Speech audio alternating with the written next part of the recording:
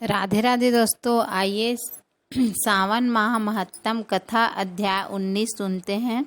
भगवान श्री सदाशिव ने ब्रह्मपुत्र सनत कुमार से कहा, हे महामुने, सावन महीने के दोनों पक्षों की एकादशी तिथि के दिन जो क्रिया करनी होती है, अब मैं उसके संबंध में बताऊंगा, उसे तुम ध्यान पूर्वक सुनो। हे महामुने, इस व्रत के समन्वय में मैंने आज तक किसी को नहीं बतलाया। यह व्रत गुप्त, योग्य, उत्तम, महान, पुण्य और पाप ताप से समूल नष्ट करने वाले हैं। मनुष्यों को उनके मनवांछित फल की प्राप्ति होती है। श्रावण मास में किए गए पापों का नाश करने वाला तथा सब व्रतों में उत्तम व्रत है। हे वत्स, इसके संबंध में मैं तुम्हें सब कुछ बतलाऊंगा, तुम ध्यान पूर्वक इसे सुनो। दशमी के दिन प्रातःकाल स्नान करके पवित्र होकर गुरुदेव की आज्ञा से वेद वेत्ता, पुराण ज्ञाता, जितेंद्रियों, ब्राह्मणों का पूजन करना चाहिए। 16 उपचार से देवादिदेव भगवान श्री हरि विष्णु का विधिवत पूजन करके इस प्रकार प्रार्थना करें कि हे पुंडरी काक्ष, मैं एकादशी के निराहार रहकर दूसरे दिन भोजन करूंगा। हे अच्युत, आप मेरी रक्षा करें। हे वत्स, उस दिन गुरु देवता तथा अग्नि के समीप नियम से भूमि पर सोना चाहिए। काम और क्रोध त्याग कर एकादशी के दिन प्रातः काल होने पर भगवान केशव में मन को लगाएं। भूख लगने पर प्रस्खलन, गिरना, ठोकर आदि लगना के समय श्रीधर इस शब्द का उच्चारण करें। अन्य सभी कार्य करते हुए श्रीधर श्रीधर का जाप करते रहना चाहिए। हे वत्स, यह व्रत मोक्ष प्रदान करने वाला है, अतः 3 दिनों तक पाखंडी आदि लोगों के साथ बातचीत, उन्हें देखना, उनकी बातें सुनना, यह सब बिल्कुल नहीं करना चाहिए। तदंतर क्रोध रहित होकर पंचगव्य लेकर मध्याह्न के समय स्नान आदि के निर्मल जल में स्नान करना चाहिए।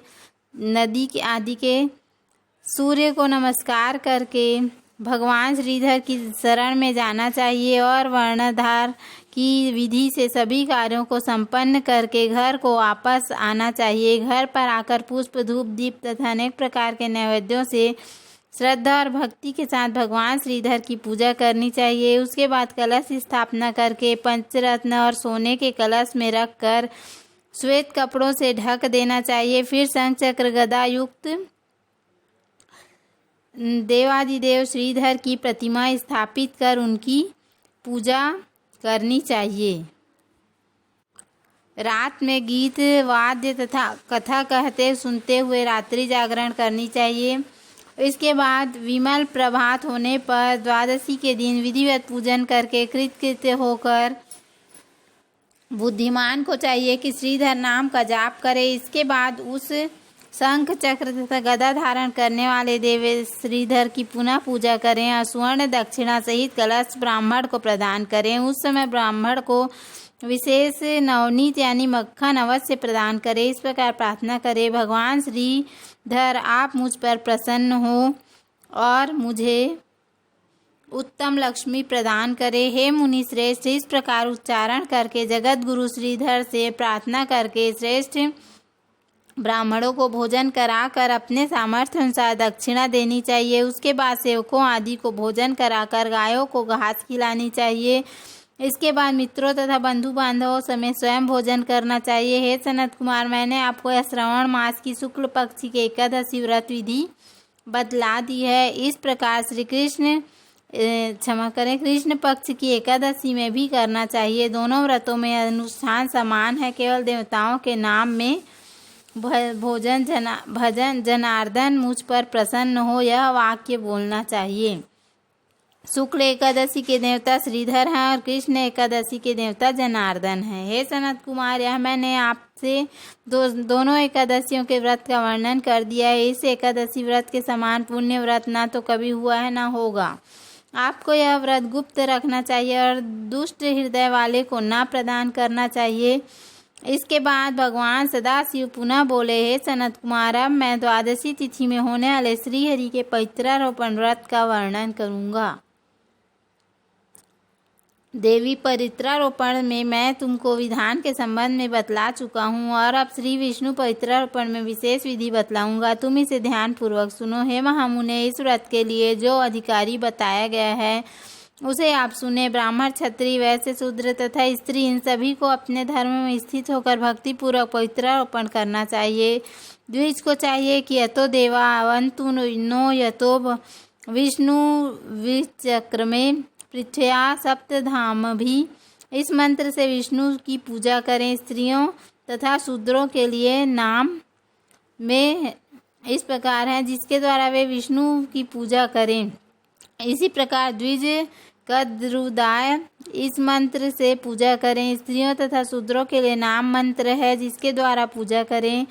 सतयुग में मणिमय, त्रेता में सुवर्णमय, द्वापर में रेशम का और कलयुग में कपास का सूत्र पवित्र के लिए बताया गया है।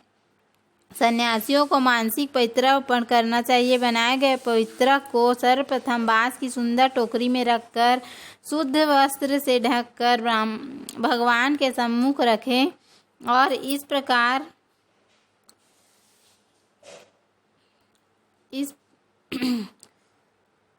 प्रकार कहें कि हे प्रभु, क्रियाकलाप के विधान के लिए पवित्रा ढका है। हे देव, आपकी प्रसन्नता के लिए मैं इसे करता हूँ। हे देव, मेरे इस कार्य में विघ्न उत्पन्न न हो। हे नाथ, मुझ पर दया कीजिए। हे देव, सब प्रकार से सर्वदा आप ही मेरी परम गति हैं। हे जगतपते, मैं इस पवित्र से आपको प्रसन्न करता हूँ। हे काम क्रोध आदि मेरे व्रत का नाश करने वाले ना हो। हे देवेश, आप आज से लेकर वर्ष पर्यंत अपने भक्त की रक्षा करें। आपको नमस्कार है। इस प्रकार कलश में स्थापित श्रीधर से प्रार्थना करनी चाहिए। फिर कलश पर रखे बांस के पात्र में रखे पवित्रा को नम्रता पूर्वक ग्रहण ले लेनी चाहिए। हे पवित्रा, 1 वर्ष तक किए अर्चन से प्रसन्न होकर आप विष्णु लोक से यहाँ आई हैं, अतः आपको नमस्कार है। हे देव, मैं विष्णु के तेज से उत्पन्न मनोहर, सभी पापों का नाश करने वाले तथा सभी कामनाओं को पूर्ण करने वाले इस पवित्र को आपके अंग में धारण कराता हूँ। हे देवेश, हे पुराण पुरुषोत्तम, आप मेरे द्वारा आमंत्रित हैं, अतः आप मेरे समीप पधारें। मैं आपका पूजन करूंगा। आपको नमस्कार है। मैं प्रातःकाल आपको यह पवित्र निवेदन करूंगा।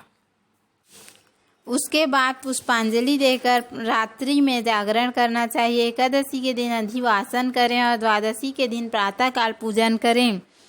पुनः हाथ में गंध, दूर्वा, अक्षत के साथ पवित्र लेकर ऐसा कहें, हे देव, आपको नमस्कार है। वर्ष पर्यंत की गई पूजा का फल देने वाले इस पवित्र को पवित्रीकरण के हेतु आप ग्रहण कीजिए। मैंने जो भी दुष्कृत्य किया है उसके लिए आप मुझे आज पवित्र कीजिए। हे देव, हे सुरेश्वर, आपके अनुग्रह से मैं शुद्ध हो जाऊंगा।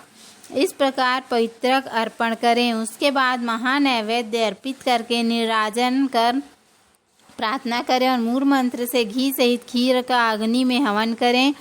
इसके बाद इसी मंत्र से पवित्रक का विसर्जन करके इस प्रकार बोले, हे पवित्रक, वर्ष भर की गई मेरी शुभ पूजा को पूर्ण करके अब आप विसर्जित होकर विष्णु लोक को प्रस्थान करें। इसके बाद पवित्रक को उतारकर ब्राह्मण को प्रदान कर दें अथवा जल में विसर्जित कर दें। हे वत्स, मैंने आपसे श्री हरि के इस पवित्रारोपण का वर्णन कर दिया है। इसे करने वाला इस लोक में सुख भोग कर अंत में वैकुंठ को प्राप्त करता है।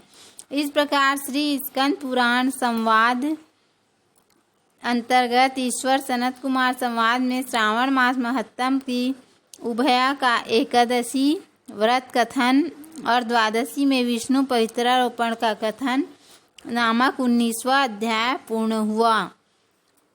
बोलो श्री हरि विष्णु भगवान की जय। बोलो भोलेनाथ पार्वती मैया की जय। तो उम्मीद है आपको हमारा वीडियो पसंद आया होगा। यदि हमारा वीडियो पसंद आया तो वीडियो को लाइक करें, चैनल को सब्सक्राइब करें। धन्यवाद। राधे राधे।